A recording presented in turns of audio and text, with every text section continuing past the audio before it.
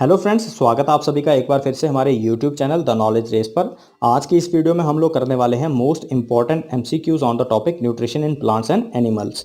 तो same topic के ऊपर मैंने पहले का भी एक वीडियो बना रखा है। अगर आप लोगों ने अभी तक नहीं देखा हुआ तो उसको आई बटन के ऊपर आप लोग क्लिक करके देख सकते हैं और वहां से भी क्वेश्चंस को प्रैक्टिस कर सकते हैं। आप लोगों से एक और रिक्वेस्ट है, अगर आप लोगों ने चैनल को अभी तक सब्सक्राइब नहीं किया हुआ है तो उसको सब्सक्राइब करें और बेल आइकन को जरूर दबाएं ताकि आने वाली वीडियोज़ के भी नोटिफिकेशन आप तक पहुंचे। तो चलिए जल्दी से अपने क्वेश्चंस को करते हैं। फर्स्ट क्वेश्चन है, the main sections of the alimentary canal include. तो एलिमेंट्री कैनाल के मेन पार्ट्स यानी कि उसके मेन सेक्शंस कौन कौन से होते हैं। तो फर्स्ट ऑप्शन है हमारे पास फेरेंक्स एंड स्टोमक, फिर है हमारे पास ओरल कैविटी एंड ओइसोफेगस, उसके बाद है large intestine and small intestine, और लास्ट हमारे पास ऑल ऑफ द अबव। तो देखो यार, अगर आप लोग एलिमेंट्री कैनाल अच्छे से जानते हैं तो आपको पता है एलिमेंट्री कैनाल माउथ से स्टार्ट होती है और एनस तक खत्म होती है, ठीक है ना। और बीच में हमारे पास सारे के सारे उसके पार्ट्स होते हैं अलग अलग। स्टोमक है, large intestine, small intestine, oesophagus, ये सारे उसके पार्ट हैं। तो यहाँ पे दिए गए जितने भी पार्ट्स हैं ये सारे के सारे कहाँ से बिलोंग करते हैं, एलिमेंट्री कैनाल से बिलोंग करते हैं। तो इसलिए हमारा जो आंसर बनता है वो है D, all of the above. Next question है, the process of taking food is called. जब हम लोग खाना अपने मुंह में डालते हैं तो उस प्रोसेस को क्या कहा जाता है। उस प्रोसेस को क्या हम डिस्टिलेशन कहते हैं? नहीं, डिस्टिलेशन जो है ये केमिस्ट्री के अंदर होने वाला एक प्यूरिफिकेशन का प्रोसेस है, ठीक है। उसके बाद बी ऑप्शन है इंजेशन। तो इंजेशन को ही क्या कहा जाता है? Taking of the food in mouth, ठीक है। तो हमारा जो करेक्ट ऑप्शन है वो है बी, इंजेशन। लेकिन सी जो है उसको भी देख लेते हैं हम लोग। एब्जॉर्प्शन जो है हमारा होता है कहाँ पे? स्मॉल इंटेस्टाइन में। वहाँ पे विलाई जो है माइक्रोस्कोपिक स्ट्रक्चर होते हैं जो फूड को एब्जॉर्ब करते हैं। उसके बाद है एसिमिलेशन। तो एसिमिलेशन भी आप लोग जानते होंगे, जब हमारा खाना जो है वो ब्लड में पहुंच जाता है उसके बाद पूरी की पूरी बॉडी में डिस्ट्रीब्यूट हो जाता है, हर एक सेल तक पहुंच जाता है, तो उस चीज़ को हम लोग एसिमिलेशन कहते हैं। तो हमारा इसका करेक्ट ऑप्शन क्या है? B, that is the ingestion. Next question है, the process of breaking complex molecules in more simple substances called. अब देखो, जितना भी हम लोग खाना खाते हैं वो होता है किसमें? कॉम्प्लेक्स फॉर्म में होता है। तो डाइजेशन होने के बाद वो जो है सिंपलर फॉर्म में आता है। तो यही आपसे क्वेश्चन पूछा गया है कि उस प्रोसेस को क्या कहते हैं जिसमें कॉम्प्लेक्स फूड जो है वो ब्रेक डाउन होके सिंपलर फॉर्म में कन्वर्ट हो जाता है। तो आपको समझ आ गया होगा, उसको डाइजेशन कहते हैं हम लोग। तो डी जो है हमारा करेक्ट ऑप्शन है। लेकिन इसमें हम लोग देख लेते हैं बाकी के ऑप्शन। इंजेशन आप लोग जानते हैं, जब हम लोग फूड का इनटेक करते हैं उसको इंजेशन बोलेंगे। उसके बाद रिफ्रैक्शन और डिफ्रैक्शन, ये दोनों लाइट के फेनोमेनास है, ठीक है। ये आप लोगों ने अपनी छोटी क्लासेस में पढ़े होंगे। नेक्स्ट क्वेश्चन है, the dilated part of elementary canal is known as. अब डायलेटेड का मतलब क्या होता है? एक्सपेंडेड, यानी कि फूला हुआ। बीच में से कोई चीज़ खाली होती है, ठीक है, और बाहर से वो पूरी फूली हुई होती है, जैसे हमारा बैलून होता है। तो इस प्रकार का डायलेटेड पार्ट जो है वो एलिमेंट्री कैनाल का कौन सा होता है? तो अगर आपको याद होगा, मेरी वीडियो अगर आप लोगों ने देखी होगी तो मैंने वहां पे बता रखा है कि एलिमेंट्री कैनाल जो है वो ट्यूब लाइक स्ट्रक्चर होता है, ठीक है ना। और बीच में उसका एक ऐसा पार्ट होता है जो डायलेटेड होता है, यानी कि फूला हुआ होता है। तो इसमें से आपने बताना है वो कौन सा होता है। तो देखो, यहाँ फर्स्ट ऑप्शन है किडनीज। तो किडनीज आप लोग जानते हैं ये एक्सक्रीटरी सिस्टम का पार्ट है, ना कि हमारी एलिमेंट्री कैनाल का पार्ट है। उसके बाद है लिवर। अब लिवर जो है ये डाइजेस्टिव ग्लैंड है, ना कि एलिमेंट्री कैनाल का पार्ट है। उसके बाद है स्टोमक। तो स्टोमक जो है हमारा करेक्ट ऑप्शन है, क्योंकि यही जो है एक डायलेटेड पार्ट होता है एलिमेंट्री कैनाल का, जिसके अंदर फूड जो है वो स्टोर रहता है कम से कम 3-4 घंटे के लिए। उसके बाद लंग्स है, तो ये भी आप जानते हैं ये रेस्पिरेटरी सिस्टम का पार्ट है, ठीक है। तो करेक्ट ऑप्शन क्या है? C, that is the stomach. Next question है, the gastric juice is composed of. अब गैस्ट्रिक जूस अगर आप लोगों को याद होगा तो ये कहाँ बनते हैं? स्टोमक के अंदर बनते हैं। तो उसके अंदर जो है नंबर ऑफ जो है हमारे पास अलग अलग सब्सटेंस जो है वो बनते हैं।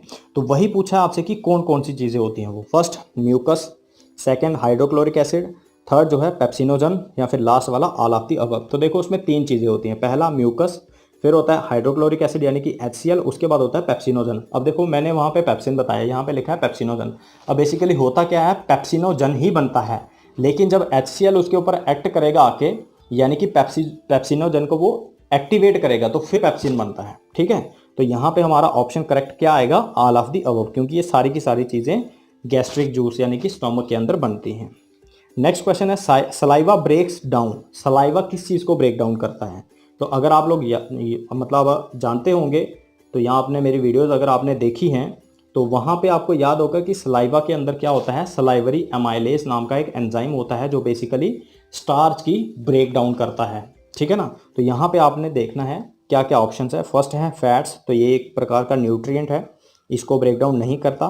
फिर प्रोटीन है, ये भी न्यूट्रिएंट है, इसको भी ब्रेक डाउन नहीं करता। फिर है स्टार्च, तो स्टार्च को जो है ये ब्रेक डाउन करता है, तो स्टार्च आपने ये भी याद रखना है एक प्रकार का कार्बोहाइड्रेट होता है। तो हमारा करेक्ट ऑप्शन क्या हुआ? सी। नेक्स्ट है the pyloric sphincter is located between. अब देखो पाइलोरिक स्फिंक्टर जो है वो कहाँ होता है, मैंने आपको बता रखा है कि स्फिंक्टर जो है वो एक गेट लाइक स्ट्रक्चर होता है जो दो पार्ट्स के बीच में प्रेजेंट होता है, यानी कि दो पार्ट्स को आपस में डिवाइड करता है। और वो गेट लाइक स्ट्रक्चर इसलिए होता है कि अगर एक पार्ट से दूसरी पार्ट में कोई चीज़ जानी है तो जब वो स्फिंक्टर यानी कि वो गेट खुलेगा तब भी वो चीज़ पास होके आगे जाएगी। तो ये पाइलोरिक स्फिंक्टर जो है वो कहाँ होता है? तो आपको याद होना चाहिए कि पाइलोरिक जो है ये वर्ड रिलेट करता है हमारे स्टोमक से, क्योंकि स्टोमक के अंदर एक पाइलोरस नाम का एक पार्ट होता है। ठीक है, तो यहाँ पे हम लोग देखते हैं क्या क्या ऑप्शन है हमारे। लंग्स एंड लिवर, तो ये नहीं होता। उसके बाद स्टोमक एंड स्मॉल इंटेस्टाइन, तो यही हमारा करेक्ट ऑप्शन है, क्योंकि जो हमारा स्टोमक है जब वो स्मॉल इंटेस्टाइन में जाता है तो बीच पे उसके एक स्फिंक्टर होता है, गेट लाइक स्ट्रक्चर होता है जो अलो करता है the transfer of food from the stomach to the small intestine. B is the correct option. लेकिन आगे वाला भी देख लो आप लोग, स्टोमक एंड लार्ज इंटेस्टाइन। अब ये तो हो ही नहीं सकता, क्योंकि स्टोमक और लार्ज इंटेस्टाइन के बीच में तो पहले क्या आता है? स्मॉल इंटेस्टाइन आती है। उसके बाद ऑल ऑफ द अबव, तो ये भी नहीं है हमारा। ठीक है, तो करेक्ट ऑप्शन क्या है? बी। उसके बाद है an amoeba ingest food with the help of. Amoeba आप लोग जानते हैं एक यूनिसेल्युलर प्रोटोजोन होता है जो पानी के अंदर रहता है। तो वो अपना खाना कैसे जो है इंजेस्ट करता है? सीलिया की हेल्प से, टेंटेकल की हेल्प से, सीडोपोडिया की हेल्प से और बक्कल कैविटी से। तो वो जो अपना खाना इंजेस्ट करता है that is with the help of pseudopodia, जिसको फॉल्स फीट भी कहा जाता है।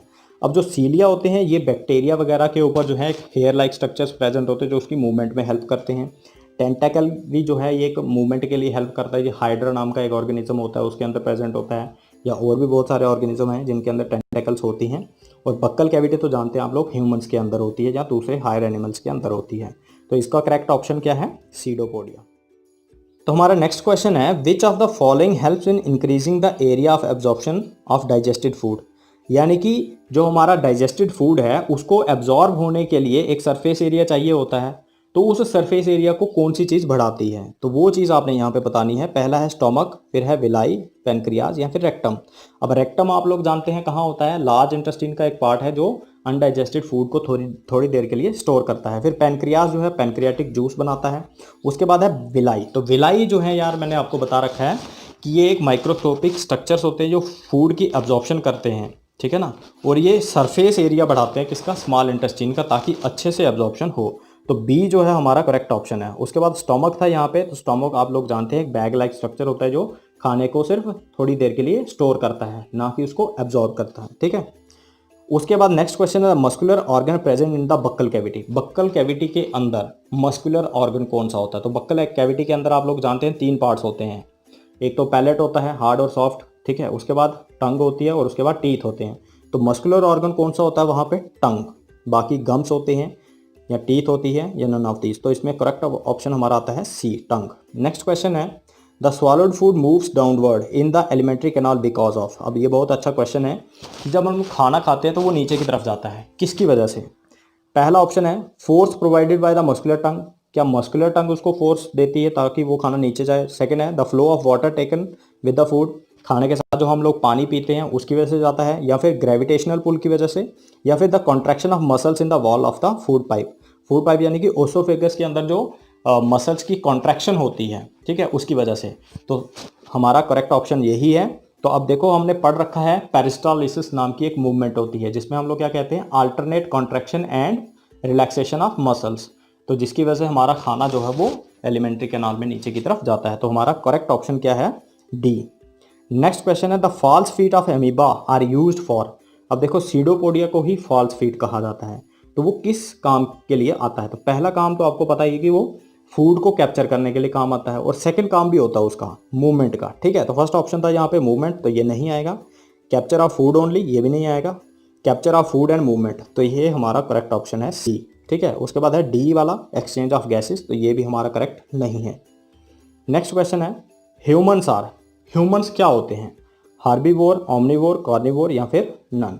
तो ये काफ़ी सिंपल सा क्वेश्चन है। ये आप सभी जानते होंगे कि ह्यूमंस जो है वो ओमनीवोर्स होते हैं, क्योंकि वो प्लांट्स और एनिमल्स दोनों को खा लेते हैं। Bacteria show which kind of nutrition. Bacteria जो है कौन सी न्यूट्रिशन शो करता है? तो देखो मैंने बैक्टीरिया के अंदर आपको बता रखा है बैक्टीरिया हर प्रकार की न्यूट्रिशन को शो करता है, सिर्फ किसको छोड़ के? इंसेक्टिवोरस टाइप की जो न्यूट्रिशन होती है और होलोजोइक नाम की, ठीक है ना। ऑटोट्रॉफिक में वो फोटो ऑटोट्रॉफिक भी होता है और कीमो ऑटोट्रॉफिक भी होता है, और हेटेरोट्रॉफिक के अंदर वो पैरासिटिक भी होता है, सैप्रोफिटिक भी होता है, ठीक है ना। तो उसके बाद सिम्बायोटिक भी होता है, लेकिन होलोजोइक और इंसेक्टिवोरस नहीं होता। तो यहाँ पे इसका ऑप्शन क्या आएगा, ऑटोट्रॉफिक और हेटेरोट्रॉफिक दोनों शो करता है, यानी कि करेक्ट ऑप्शन क्या है, सी, बोथ। नेक्स्ट है, humans have double set of teeth in their life so they are called as. जो हम लोग मनुष्य होते हैं यानी कि ह्यूमंस, उनके अंदर जो है डबल सेट आता है, यानी कि मिल्क टीथ भी आते हैं जिनको डेसिडस भी कहते हैं, और उसके बाद परमानेंट सेट ऑफ टीथ आते हैं। तो उस वजह से हम उनको क्या कहते हैं, उनको हम लोग कहते हैं डाइफायोडॉन्ट। अगर आपको याद हो तो मैंने बता रखा है अपनी वीडियो के अंदर, डाइफायोडॉन्ट कहा जाता है उनको। अब मोनोडॉन्ट का होता है सिंगल टीथ, तो ये भी नहीं आएगा। ट्राइफायोडॉन्ट यानी कि 3 बार टीथ आते हैं, तो ये भी नहीं है। तो हमारा करेक्ट ऑप्शन क्या है, डाइफायोडॉन्ट। उसके बाद है, plants uses dash energy to prepare their food. Plants जो है कौन सी एनर्जी का यूज़ करके अपना खाना खुद प्रिपेयर करते हैं। तो अगर आपको याद होगा तो ये भी काफ़ी इजी क्वेश्चन है। लाइट एनर्जी का यूज़ करते हैं वो, और उस लाइट एनर्जी को कन्वर्ट कर देते हैं केमिकल एनर्जी में, ठीक है। और यहाँ पे हमारा करेक्ट ऑप्शन बी है। तो नेक्स्ट क्वेश्चन है हमारा, another name of the large intestine is. Large intestine का दूसरा नाम क्या है, रेक्टम, ये लार्ज इंटेस्टाइन का एक पार्ट है, नाम नहीं है उसका। सीकम, ये भी उसका एक पार्ट है। एनस, तो आप जानते हैं एनस से क्या होता है, रिमूवल ऑफ अनडाइजेस्टेड फूड होता है, ठीक है ना। उसके बाद कॉलन, तो हमारा करेक्ट ऑप्शन जो है वो है कॉलन। तो इसमें आप लोग जानते हैं लार्ज इंटेस्टाइन के कितने 4 कॉलन होते हैं, ठीक है ना, असेंडिंग, ट्रांसवर्स, डिसेंडिंग और सिग्मॉइड कॉलन। तो कॉलन को ही हम लोग लार्ज इंटेस्टाइन भी कहते हैं। उसके बाद हमारा नेक्स्ट क्वेश्चन है, which of the following is a chemo autotroph. इनमें से कौन सा कीमो ऑटोट्रॉफ है, cyanobacteria, green purple bacteria, iron sulphur bacteria या फिर नन। तो साइनोबैक्टीरिया जो है वो कैसा होता है, फोटो ऑटोट्रॉफिक होता है। ग्रीन पर्पल बैक्टीरिया भी फोटो ऑटोट्रॉफिक होता है। और उसके बाद बचता है हमारे पास सी, यानी कि आयरन सल्फर बैक्टीरिया जो एक कीमो ऑटोट्रॉफ है, ठीक है। नेक्स्ट है, फाइंड द ओमनीवोर। ओमनीवोर बताना आपने जो प्लांट और एनिमल प्रोडक्ट दोनों को खाते हैं। ह्यूमन, लॉइन और एंट फर्स्ट है हमारा ऑप्शन, लेकिन इसमें लॉइन जो है वो क्या है, दैट इज द कार्निवोर, तो ये नहीं होगा। उसके बाद है सेकंड, एंट, मंकी, डियर, तो इसमें भी डियर आ गया। तो डियर क्या होती है, हार्बीवोर होती है। उसके बाद है एंट, ह्यूमन और चिंपैंजी, तो ये वाला हमारा करेक्ट ऑप्शन होगा सी, क्योंकि ये तीनों के तीनों क्या होते हैं, ओमनीवोर होते हैं। कुछ भी मिल जाए प्लांट या एनिमल प्रोडक्ट किसी को भी खा लेंगे। उसके बाद डी वाला देखते हैं, कस्कूटा, ह्यूमन और गोट। तो गोट भी हार्बीवोर होती है, कस्कूटा क्या है, एक पैरासिटिक प्लांट है, तो ये भी हमारा ऑप्शन नहीं होगा। करेक्ट क्या है हमारा, सी। उसके बाद है, ट्रांसपीरेशन में क्या होता है आपने ये बताना है। कार्बन डाइऑक्साइड का रिलीज होता है, वाटर वेपर्स का रिलीज होता है, ऑक्सीजन का रिलीज होता है या फिर ग्लूकोज का रिलीज होता है। तो आप लोग जानते होंगे कि ट्रांसपीरेशन में क्या होता है कि अगर प्लांट बॉडी के अंदर एक्स्ट्रा जो वाटर है तो वो वाटर वेपर्स की फॉर्म में थ्रू लीव्स निकलता है, बाहर निकलता है, ठीक है ना।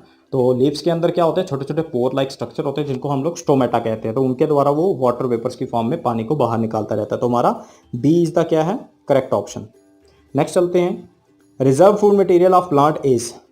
अब जो हमारे प्लांट्स होते हैं उनका रिजर्व्ड फूड मटेरियल क्या होता है, स्टार्च, ग्लूकोज, ग्लाइकोजन या लैक्टोज। तो देखो ये शायद आपको नहीं बताया होगा मैंने, लेकिन यहाँ पे मैं आपको क्वेश्चन में बता रहा हूँ, तो एग्जाम में भी कभी पूछा जा सकता है आपसे। तो प्लांट्स के अंदर रिजर्व फूड मटेरियल रहता है हमारे पास स्टार्च, और एनिमल्स के अंदर क्या रहता है, ग्लाइकोजन। तो इस क्वेश्चन का आंसर क्या हुआ, ए, स्टार्च। नेक्स्ट है, reserved food material of animals is. Animals का रिजर्व फूड मटेरियल अभी मैंने बता दिया आपको, ग्लाइकोजन। अब ग्लूकोज जानते हैं आप लोग क्या होता है, जब हमारा कोई भी कार्बोहाइड्रेट जो है वो ब्रेक डाउन करता है तो वो ग्लूकोज की फॉर्म में कन्वर्ट हो जाता है, यानी कि सिंपलेस्ट फॉर्म ऑफ कार्बोहाइड्रेट क्या होती है, ग्लूकोज। उसके बाद है माल्टोस, ये भी कार्बोहाइड्रेट है, स्टार्च भी है, लेकिन स्टार्च प्लांट्स के अंदर होता है। तो हमारा इस क्वेश्चन का आंसर क्या बनता है, ग्लाइकोजन। नेक्स्ट चलते हैं, in stomach activation of enzyme pepsin is carried out by. अब देखो हमने अभी क्वेश्चन में भी पढ़ा और अपनी वीडियो के अंदर भी पढ़ रखा है कि जो हमारा स्टोमक होता है उसमें पेप्सिन बनता है, ठीक है ना। अब वो पेप्सिन किस फॉर्म में बनता है, पहले पेप्सिनोजन की फॉर्म में बनता है, उसके बाद वो एक्टिवेट होता है और फिर कन्वर्ट होता है पेप्सिन में, ठीक है ना। लेकिन अब पेप्सिनोजन की कौन एक्टिवेशन करता है ताकि वो पेप्सिन में कन्वर्ट हो जाए। तो यहाँ पे ऑप्शंस दिए हुए हैं, तो वो आपने बताना है। क्या म्यूकस, बिल्कुल नहीं है। उसके बाद ट्रिप्सिन, ट्रिप्सिन तो हमारा पैनक्रियाटिक जूस के अंदर होता है। फिर है HCl, तो HCl जो है हम लोगों ने पढ़ रखा है कि एक तो बैक्टीरिया को किल करता है और दूसरा एंजाइम्स की एक्टिवेशन करता है। ये पेप्सिनोजन को एक्टिवेट करके पेप्सिन में कन्वर्ट करेगा। तो सी इज द करेक्ट ऑप्शन। तो thank you so much for watching this video guys. अगर आपको ये वीडियो अच्छी लगी है, अगर आपके लिए किसी भी प्रकार से हेल्पफुल है तो प्लीज़ कमेंट सेक्शन में बताएं। और अगर आप चाहते हैं कि इसी प्रकार से और भी मैं वीडियोस आपके लिए लेके आऊं जिसमें आपको क्वेश्चंस की प्रैक्टिस हो, तो प्लीज़ कमेंट सेक्शन में बताइएगा मुझे। तो मिलते हैं नेक्स्ट वीडियो में, तब तक के लिए बाय।